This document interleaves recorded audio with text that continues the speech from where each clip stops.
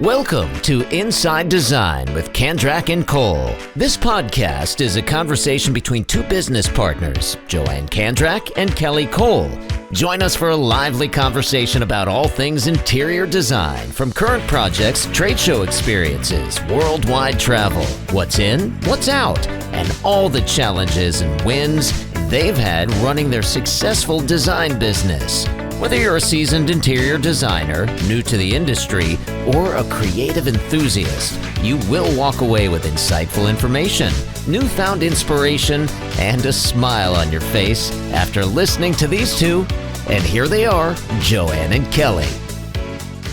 Hey everybody, thanks for tuning in. This is episode 179 of Inside Design with Kandrac and Kole. And today we are talking about why you should post on TikTok to grow on Instagram with our guest, Lauren Moore. So if you are overwhelmed with social media as it pertains to your business, you're not alone.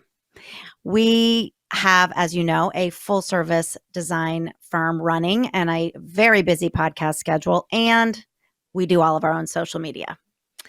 We have tried many times to offload that burden, and we just keep coming back to our extreme need for authenticity and the desire to do it by ourselves. So we have not really embraced TikTok as of yet, although Joanne loves to. I learned so much on TikTok. I know. TikTok. She's on it at night a lot. I'm on Instagram more. She's on TikTok. But we haven't really embraced it as a company, although after today, we probably will. So our guest today is one that we have turned to many times over the last 8 years or so to coach us on our entrepreneurial journey. We have had Phil Pallen on the show before. You guys all know him, and they work together a lot. So Lauren is a content strategist. She helps brands find their voice and grow their online presence for business results. Yes, and quite some good ones. Her work has notably increased organic reach of clients, including major brands like MTV, Campbell's, and Subaru, contributing to over 12 million combined follower growth. She has strategically guided and grown over 350 brands globally. Wow, that's a big deal. Mm-hmm. She is, and we're going to talk to her a lot about this, she's the founder of Book Huddle. It's a vibrant community of 130,000 followers. They're book enthusiasts that she hosts reading retreats across North America. She believes anyone can achieve their dreams with hard work and an open mind. So she's going to talk to us about this today and why TikTok can help grow your Instagram following and how her side hustle, Book Club, went viral. I'm so excited for this conversation. So, but before we get started, we want to let you know that this episode is sponsored by High Point Market Authority. They are the only market that needs no introduction. So you all know by now that we consider High Point Market to be the pinnacle, even in our industry, where industry standards are set and furniture trends are forecasted. So Spring Market, guys, is April 13th to the 17th this year, and registration is now open.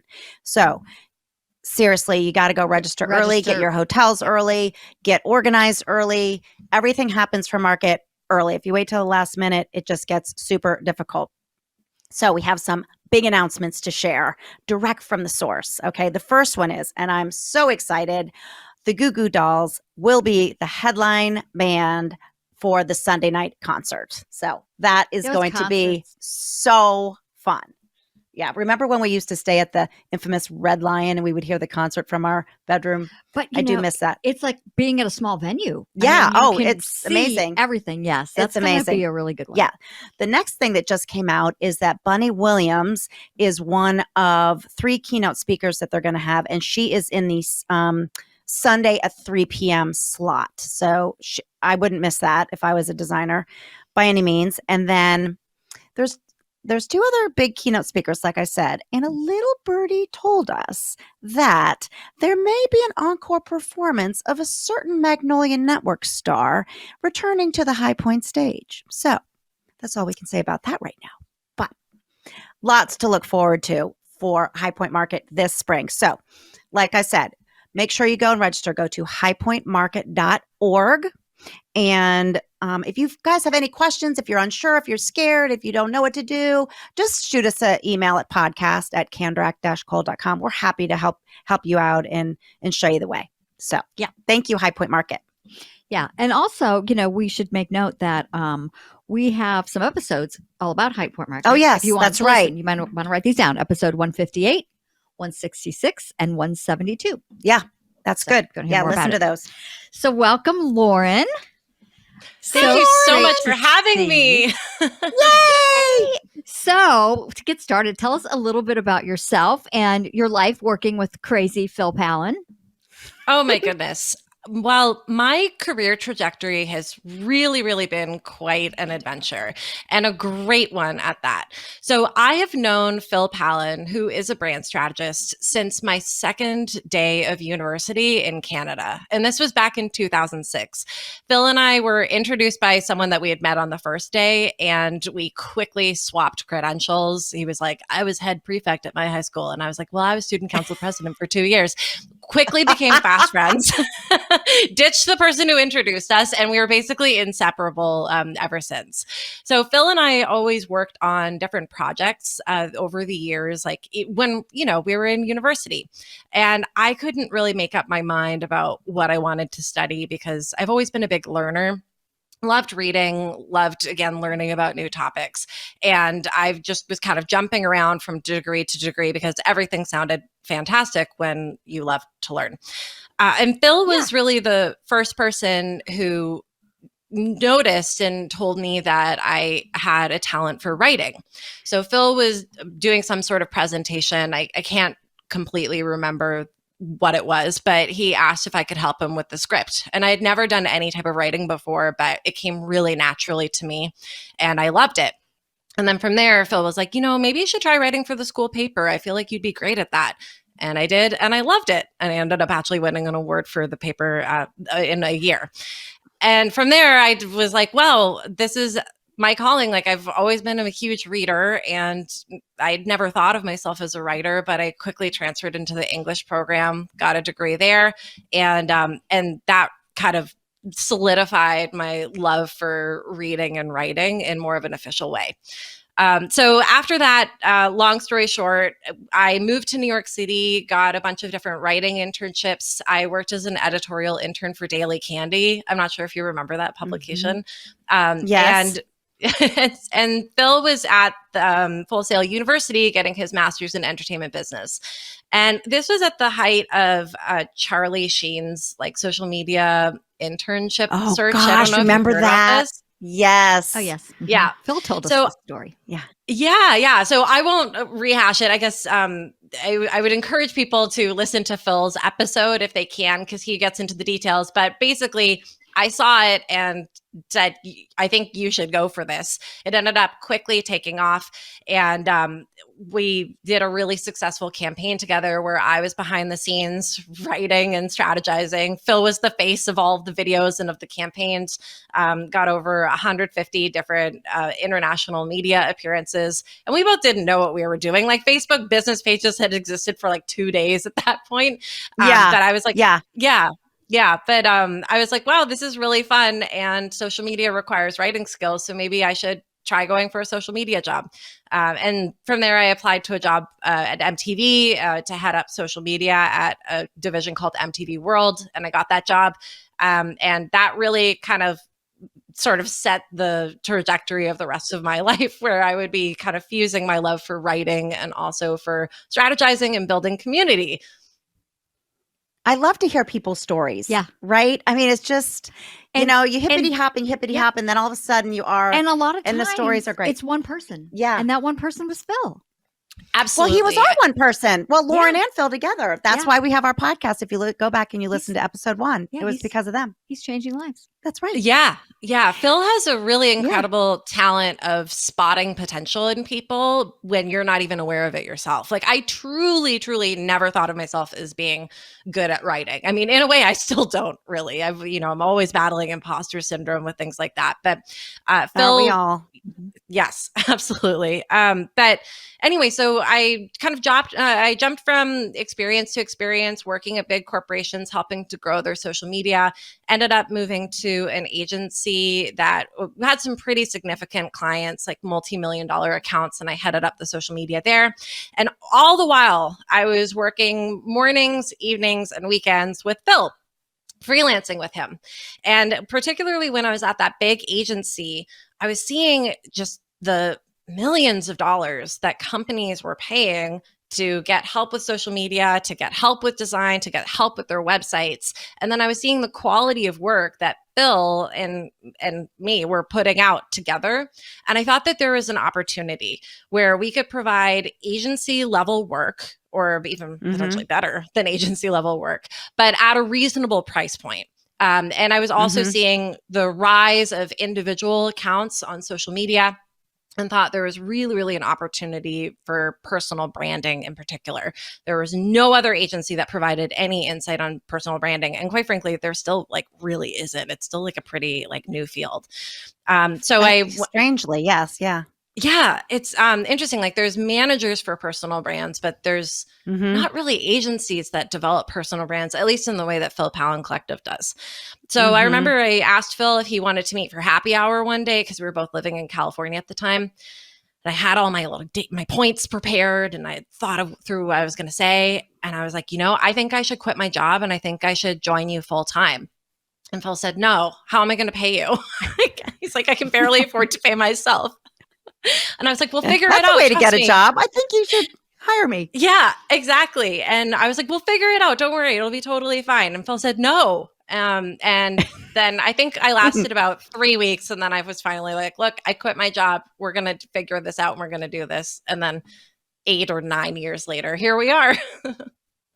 That's so amazing. That's a great story. That is a great story. So I have a question for you, because you guys have such amazing advice, and we have turned to you for so long. And we're going to get to TikTok and the benefits of it. But before we go there, can you give our audience some tips on how to post on video if you're not comfortable on camera? Because I think that ails a lot of people. Yes. Posting video can be extremely intimidating, especially if you're not used to speaking on camera. I am one of those people, for the record. I am someone who's much more comfortable. Oh, yeah. Oh, my gosh. Yes. Yes. If you go back and listen to Brand Therapy, which is the podcast Phil and I have hosted and are 200 something episodes in, if you go back and listen to the first episodes, it's a cautionary tale, to say the least. Speaking in complete sound bites has always been a challenge for me, because my brain's going so fast and I'm so nervous about what I'm going to say that I tripped up on my words. I would get anxious not knowing where to put my eyes. There was just a lot of things happening that made camera very, very intimidating, and microphones really intimidating. So I guess the first advice that I will give, as someone who has now posted over 1,600 videos to TikTok, is that you don't have to speak to make good video content. So I'll just leave that with you there. You don't necessarily have to speak. And in fact, your face doesn't even need to be in the video to make good video content. All right. Okay. So give us an example of that. Yeah. Okay. So I would say that, have you heard of the term B-roll before?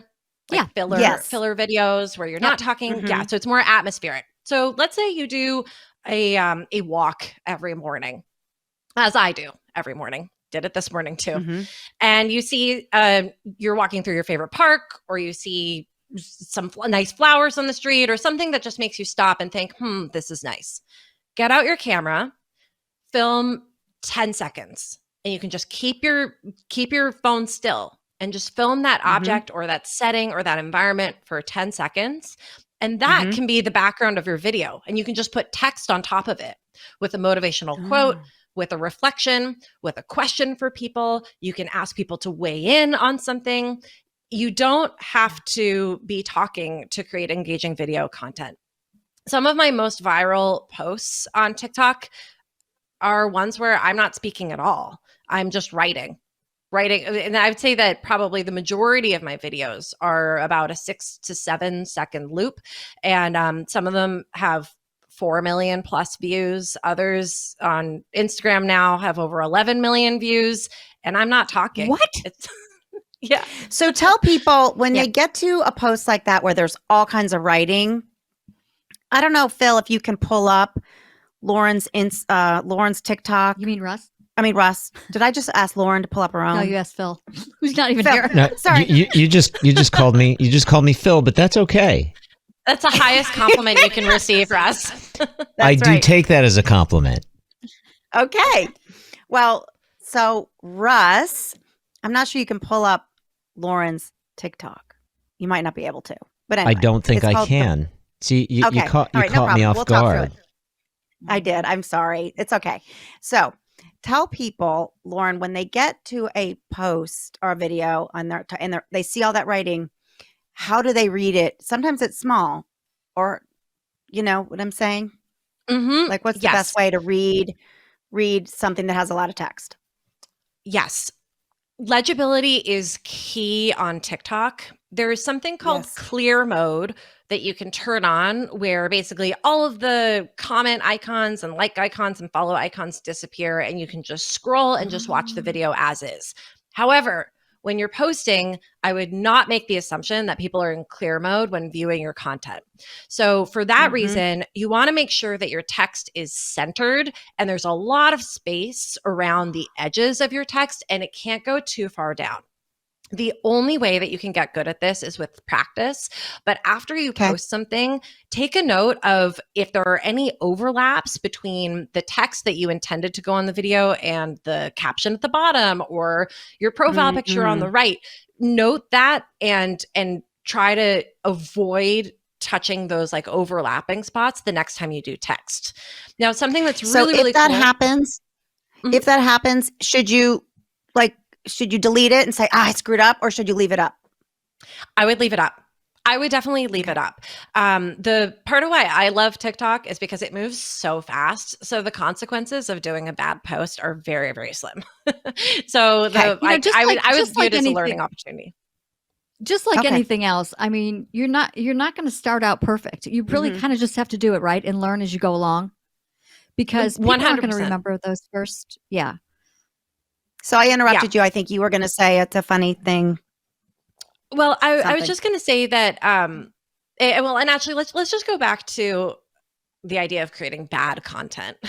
So the first post that you're ever going to do is the scariest because you've got a blank slate, right? Like there's nothing. It's the only post that people are going to see if they go to your profile.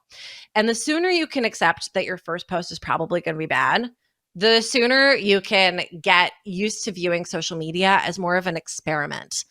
I think that with social media, it can be really challenging because it is a creative effort. You're putting a part of yourself into the content that you're creating before posting it. And of course you hope it does well. Like, I mean, you wouldn't be human if you didn't hope it did well. But if you embrace the mindset of a scientist, and view social media as a code that you need to crack, where you want to figure out, okay, what text is working? What placement of text is working? What type of B-roll does well? What hashtags get me the most views? What hashtags don't get me the most views? What topics are people interested in? What are people commenting on?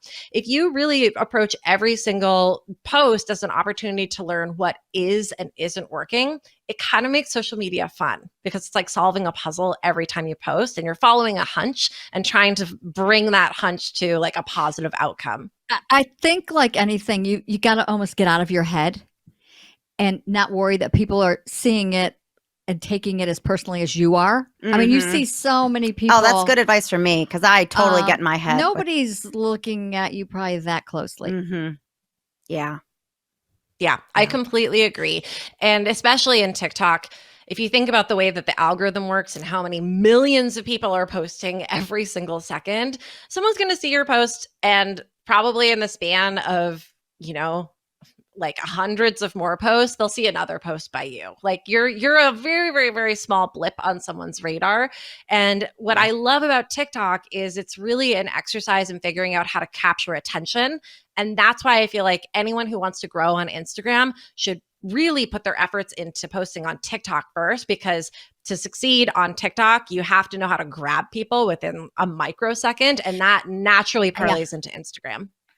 I think that's why I'm so hooked. I mean, I just get really hooked. And I know that there's ways that people will say, this, okay, if you want to hear the top 3, there's ways of getting people's attention, but it does really get my attention. And you can go through so quickly that, right, you're not really focusing that much on how the person's delivering it.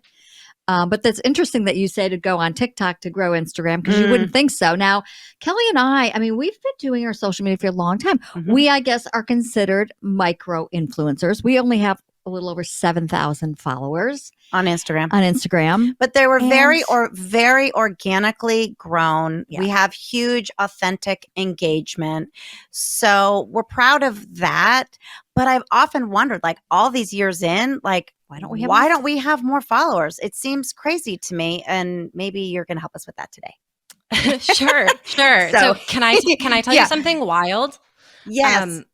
I started posting to Instagram for my brand Book Huddle 13 weeks ago, and I now have more Instagram followers than I do TikTok followers. I have 56,000 Instagram followers in 13 weeks. Stop it right now. Crazy. I know. Leave it to me to spring you with that surprise in the middle of our recording. I really think help it's because us, of Lauren. TikTok. Help us. Okay, well, first of all, let's tell people what Book Huddle is, because that's, and then we'll backtrack to how it's all about us after all. Anyway, so tell us all about Book Huddle, because it's impressive what you've done. Thank you. So I started posting to TikTok in July of 2022. Yes, July 2022. Sorry, since COVID, I honestly have no sense of like years or time, but that's I know, when it was a vapor. Yes. So it's been like about a year and a half, a little over. And I was spending a lot of time on TikTok, like for months, because I really, really enjoyed the content. And Phil was like, look, if you love TikTok so much, why don't you start posting there? So I was like, okay, I could post about branding, but I really want something that after a really, really long work day, I'm going to be able to post about and still be really excited to post, because I knew consistency on TikTok was important. I've always been a really, really avid reader. I read usually over 80 books a year. I love it. It's my greatest passion, and mainly fiction. And so I was like, okay, I'm going to post about books, because book talk is a big community on TikTok. I quickly found my voice there. And even though I'm not an expert like whatsoever, I was noticing that a lot of people were as passionate about books as me. And I could sense that people were feeling kind of lonely, or, being introverts, were wanting to connect with others. So in April of 2023, I posted an idea to TikTok that quickly went viral. It was about a weekend book club where we would rent out a nice place and focus on a book and drink wine, have good food, go to bed at a reasonable hour, and then call it a day. And that post, and isn't that great? Because book clubs with the ongoing Where are we going on her is, retreats? You have to. Oh my gosh, I would highly recommend it. So the post ended up being shared almost 20,000 times. It got 60,000 likes, and people were commenting being like, I'm in. Can you organize this? Let me give you my credit card info. How soon can you put this together? And about 30 comments in, I was like, wow, okay, I've never done event planning before, but it looks like this is of interest, so maybe I'll figure it out. I put together a Google form and asking questions like, how many nights would you want this to be? Where are you from? Where do you want this event? Check off all activities outside of reading that you would be interested in. Would you want a roommate? How much would you pay? And 2,400 people filled in this survey. So I felt like after, I know, this story is so wild. It's so awesome. Yeah, it's really, really, really exciting. And I'm very proud of it, because it's coming from a place of passion. And I promise I'll circle back to like TikTok and Instagram, but I really think that needs to be like at the heart of every post that you put out there. And I really feel like maybe that's why this has been successfent. It's a really good point that you make. We keep circling back to this show that we did on the Aspire tour that we went to in in December. And one of the founders, Dan Fleischman, was speaking, and he said that it's really important in terms of social media to really lean in to a passion project that you may have or a side hustle or whatever, and really post very passionately and authentically about that, because those people that have done so have really ended up fueling their following for their main gig or whatever their main job is. Yep. And it's exactly, you are a prime example of what he was talking about when he was on stage. And you're right, when you get home from work and you're tired and, it's got to be something that you're really passionate about, because you need to have the energy to, do it for a few more hours. And when you see it be so successful and all the people want it, that's got to be so rewarding. Totally. Yes. It's been incredibly fulfilling. Like words can't even begin to describe how fulfilling this whole experience has been.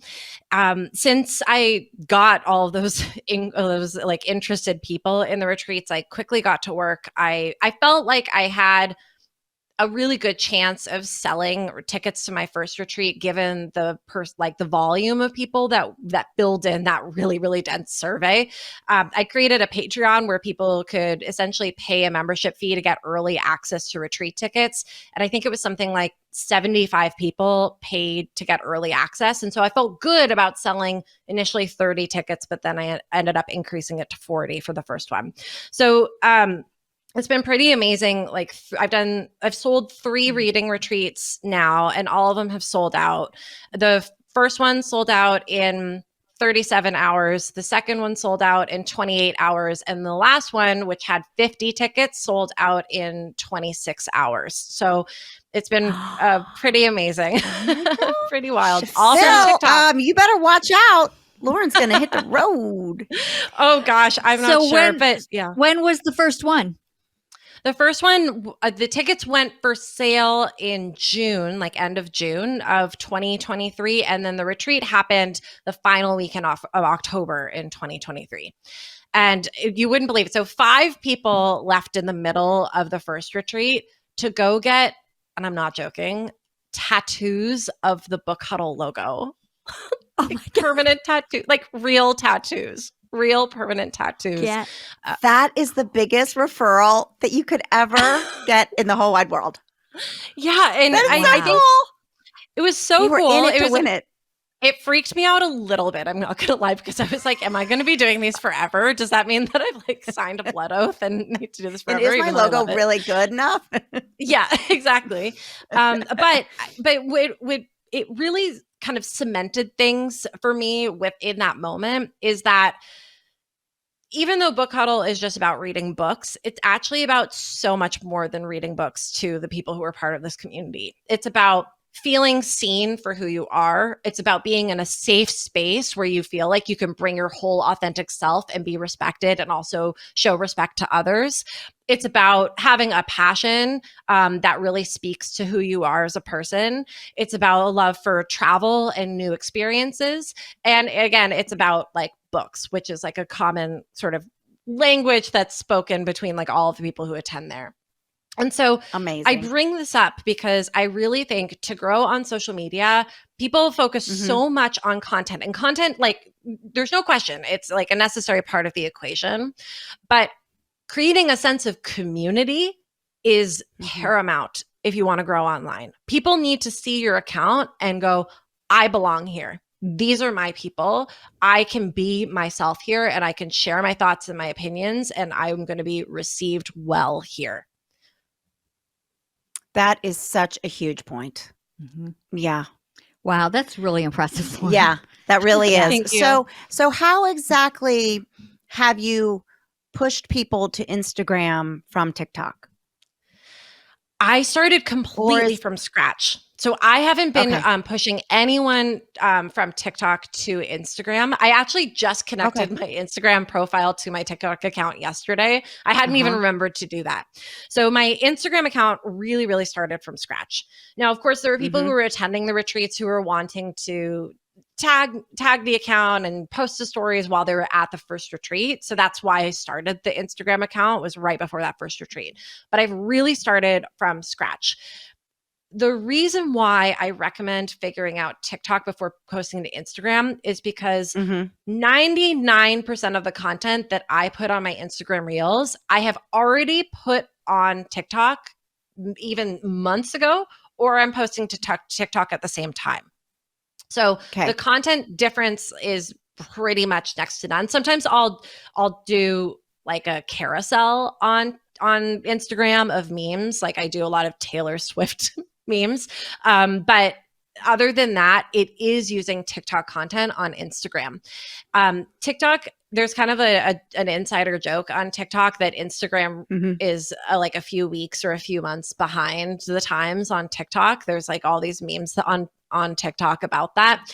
And in my experience, that's actually kind of true, because something that takes off on TikTok isn't going to be popular for a few weeks or a few months on Instagram. So if you know what is happening on TikTok, you can leverage that and really seem like a creative mastermind on Instagram when you're showing something or a trend for the very first time there. I never knew that. Me neither. Huh. Interesting. Yeah. And all it is I'm just taking a TikTok trend and bringing it over.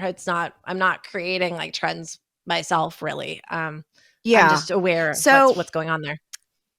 So question for you in the short time we have left. I remember when we were talking to our artist friend, Taylor Cox, and she did such a great job analyzing her. I think at the time we were talking to her about her Instagram, and you were talking about, playing around with what hashtags work, what words work, what time to post, what time, and I find that all very, very time consuming and somewhat intimidating. Like, I don't think I have the time for all of that. And but I know that it's crucial to just to success on TikTok and really Instagram as well. So if there were like top 3 tips for analyzing how effective a post is, what would you say? I think if you want to analyze how effective a post is, the first thing you need to do is be consistent. Because if you aren't showing up, ideally every day, ideally multiple times per day, but if you aren't showing up consistently, then you don't really have anything to measure or to like base your assessments on. So that's number one. The second thing that I would do is vary the post style. So to be quite honest, like I don't think hashtags at the end of the day make a gigantic difference. It's worth focusing on if you're really, really wanting to dive deep, which is what I like to do. But if you're just wanting to high level figure out what works and what doesn't, I would just vary the post style and then the post topic. So for example, maybe one day you do a 6-second video where you're not speaking and it's that B-roll shot like I explained earlier. Another one might be a 1-minute video of you talking. Another one might be a trend that you're seeing that is about, I don't know, a very niche part of what you do. By experimenting with the post type and style and length, you're going to get a really good feeling of what people want and don't want from you. For example, for me, I find that if I speak for a 1-minute video, those do well as long as I'm trimming out the pauses between every sentence that I speak, so it moves really, really fast. Otherwise, I'm too slow of a speaker and it doesn't catch people. But for the most part, my strength really lies in writing. So if I ever want a little boost on my profiles, and this includes TikTok and it includes Instagram, the best thing that I can do is figure out some kind of B-roll shot where I type something that's about, I don't know, 3 to 5 sentences long and on a topic that I know my fans are passionate about. And then that usually gets me right back up and gets me impressions. That is so helpful. Wow. It's very interesting. Very interesting. Yeah, we have work to do. But I just love your point about community, because I think authenticity gets thrown around a lot and being real and whatever, but really inviting others to follow you on your journey because you make them feel seen and aware and comfortable and a part of what you're doing is, I just think there's a lot of people out there that need that. And it's no wonder that you've had the success that you have, because you found, you're going to laugh because we are our next. We have these bonus episodes, as you know, because we work together on this. Mhm. But our next one that's coming up on the Inside Scoop is our book recommendations. Oh, fantastic. Oh my gosh. I can't wait to listen. I recommended The Covenant of Water, and Joanne recommended Run Rose Run. So Fantastic. right? Does not instantly want to make you engage and have a conversation because you love books too. Well, you know what? I think this is like one of these kind of happy circumstances that sort of happen. It's almost like when you're in high school and you really want a boyfriend and you're trying, but then when you just don't think about it anymore and you just relax, whatever, then they come along. So here you are just doing this TikTok and something you love, and look what happens. So passion really makes things happen. Really makes things happen. Yeah. Yes. So Lauren, where can people find you, talk to you, reach out to you? My website is bookhuddle.com. So it's BOOKHUDDLE. My TikTok is at bookhuddle, and my Instagram is at Let's Book Huddle. Perfect. Well, I'm sure that Phil is very proud of you, and we're very proud of you. We're very proud of you too, because we knew you when. Oh my gosh, yeah, it's been a bit of a surreal journey. I'm still pinching myself and kind of waiting for the other shoe to drop, if you will. But thank you. It's awesome. All right, stay on. We're gonna just finish up with our quotes that we finish up every podcast with. And I think one of these is, you have to do the funny quote because it's you. Okay. I didn't even read this ahead of time. Okay. So this is just brand new for me too. Okay. This is from Emily K. May on Insta. Okay. My favorite thing about women is there's a hefty portion of us who, if asked, could immediately work for the FBI, tracking people with approximately zero information.